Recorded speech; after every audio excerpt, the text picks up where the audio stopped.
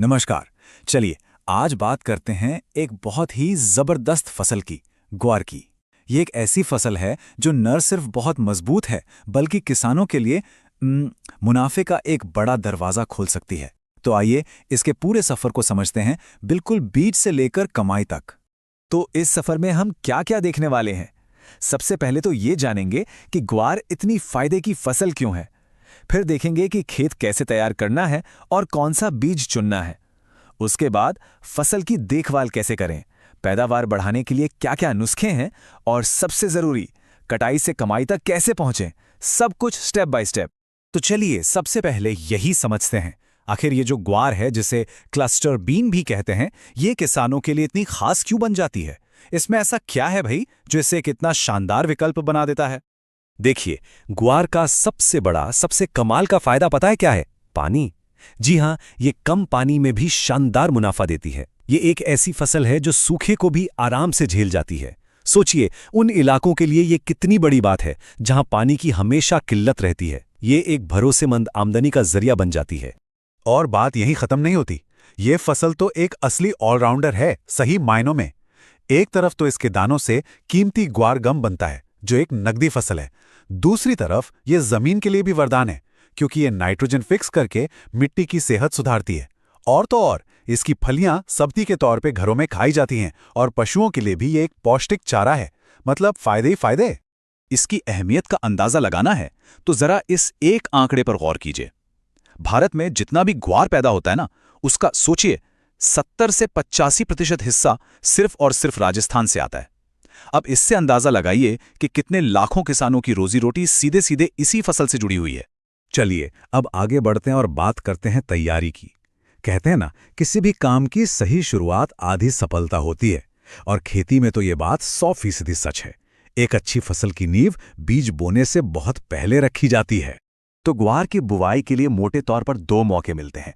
एक तो है खरीफ का मौसम, मतलब जून से सितंबर वाला, जो ज्यादातर बारिश के पानी पर ही निर्भर करता है।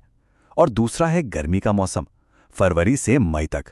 हाँ, इसमें 2-3 बार सिंचाई जरूर करनी पड़ती है, पर अच्छी बात यह है कि इसमें पैदावार भी ज्यादा मिलने की काफी संभावना रहती है।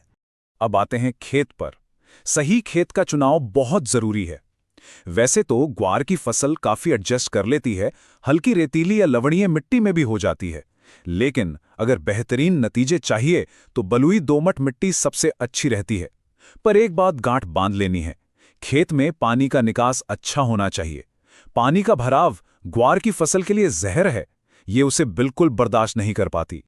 और खेत तैयार करना कोई रॉकेट साइंस नहीं है, बस 4 सीधे साधे स्टेप्स हैं। पहला, एक गहरी जुताई। दूसरा, उसमें अच्छी सड़ी हुई गोबर की खाद मिलाना। तीसरा, कल्टीवेटर से 2 बार आड़ी तिरछी जुताई करना।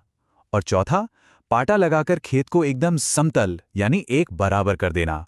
बस इन 4 कदमों से जमीन तैयार हो जाती है एक शानदार फसल के लिए। खेत तो तैयार हो गया, अब आता है वो फैसला जो शायद सबसे जरूरी है, बीज। कौन सा बीज चुनें और उसे बोने का सही तरीका क्या है? ये एक ऐसा फैसला है जिस पर पूरी फसल का भविष्य टिका होता है। यह एक बहुत दिलचस्प बात है। देखिए, ग्वार की एक नहीं कई किस्में हैं, और हर किस्म एक खास मकसद के लिए बनी है। मतलब पहले यह तय करना होगा कि फसल उगानी किस लिए है। अगर दाना और गम चाहिए तो उसके लिए अलग किस्में हैं। अगर घर के लिए या बाजार के लिए सब्जी लगानी है तो उसकी किस्में अलग हैं। और अगर पशुओं के लिए चारा उगाना है तो उसकी भी खास ज्यादा पैदावार देने वाली किस्में मौजूद हैं। और बीज बोने से पहले एक काम करना बिल्कुल मत भूलिएगा, बीजोपचार। इसे एक तरह से अपनी फसल का टीकाकरण समझिए। ये एक बहुत ही कम लागत वाला बीमा है जो फसल को शुरू से ही बीमारियों से बचाता है और बाद के बड़े बड़े खर्चों से भी बचा लेता है। अब एक बहुत काम की सलाह, एक प्रो टिप समझिए इसे। बोवाई हमेशा लाइनों में, मतलब कतारों में करें, छिटकवा विधि से नहीं। हाँ, हो सकता है इसमें थोड़ी मेहनत ज्यादा लगे, लेकिन यकीन मानिए इससे पौधों की बढ़त अच्छी होती है और पैदावार में जो फर्क आता है वो इस मेहनत को सफल बना देता है। ठीक है, तो बीज लग गए, पौधे उगने लगे, लेकिन असली काम तो अब शुरू होता है, फसल की देखभाल। अब मकसद ये है कि जो मेहनत और पैसा लगाया गया है उसे कीटों और बीमारियों की नजर से कैसे बचाया जाए। तो सवाल वही है जो हर किसान के मन में होता है, इन पौधों को आम खतरों से, इन दुश्मनों से कैसे महफूज रखा जाए? तो ये दुश्मन हैं कौन कौन? देखिए, कुछ तो हैं बीमारियां, जैसे कि बैक्टीरियल ब्लाइट या पाउडरी मिल्ड्यू जो पत्तियों पर धब्बे बना देती हैं।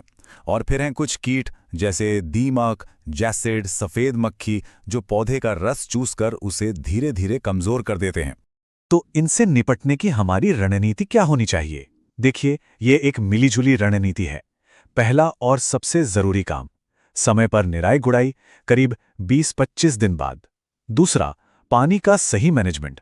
खरीफ में तो जरूरत पड़ने पर ही, लेकिन गर्मी की फसल में 2-3 सिंचाई जरूरी हैं। और तीसरा, अगर कीटों का हमला ज्यादा हो तो किसी विशेषज्ञ से सलाह लेकर ही सही दवा का छिड़काव करें। चलिए, अब मैं एक खास नुस्खा बताता हूं, एक ऐसी तरकीब जिससे पैदावार को अच्छा खासा बढ़ाया जा सकता है। ये एक छोटा सा कदम है, लेकिन इसका असर बहुत बड़ा हो सकता है। ये एक बहुत ही कारगर तकनीक है। करना क्या है, या तो जिब्रेलिक एसिड का स्प्रे करें या फिर एक खास एनपीके फर्टिलाइजर जैसे 05234 का। होता क्या है कि इस छिड़काव से पौधे को एक तरह का बूस्ट मिलता है, एक अतिरिक्त ताकत मिलती है। नतीजा, पौधे पर ज्यादा फूल लगते हैं, ज्यादा फलियां बनती हैं और इसका सीधा असर पड़ता है पैदावार पर।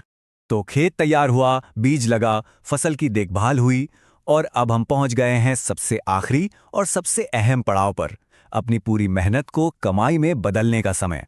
अगर खेती इन बताए हुए तरीकों से की जाए तो पैदावार कितनी हो सकती है? देखिए, नतीजे काफी शानदार हो सकते हैं। खास तौर पर अगर हरे चारे के लिए फसल उगाई है या फिर गर्मी में दाने के लिए, तो पैदावार बहुत ही अच्छी मिलने की उम्मीद रहती है। लेकिन एक बात याद रखनी है, कटाई में टाइमिंग ही सब कुछ है। फसल कब काटनी है, ये पूरी तरह इस बात पर निर्भर करेगा कि फसल का इस्तेमाल किस लिए करना है। सब्जी के लिए कटाई जल्दी होती है जब फलियां कच्ची और मुलायम हों, दाने के लिए तब जब फलियां भूरी होने लगें, और चारे के लिए फूलों के आने की अवस्था में, ताकि उसमें सबसे ज्यादा पोषण हो।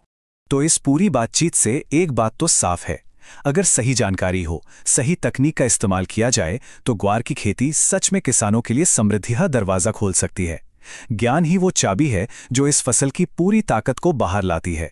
तो जाते जाते बस एक सवाल छोड़ जाता हूं। आज हमने जितनी भी तकनीकों की बात की, बीजोपचार से लेकर लाइनों में बुआई तक या फिर वो पैदावार बढ़ाने वाले स्प्रे तक, इनमें से वो कौन सी एक चीज है जिसे अगली ग्वार की फसल में जरूर अपनाना चाहेंगे? जरा सोचिए, वो कौन सा एक छोटा सा बदलाव हो सकता है जो मेहनत को और बड़े मुनाफे में बदल दे।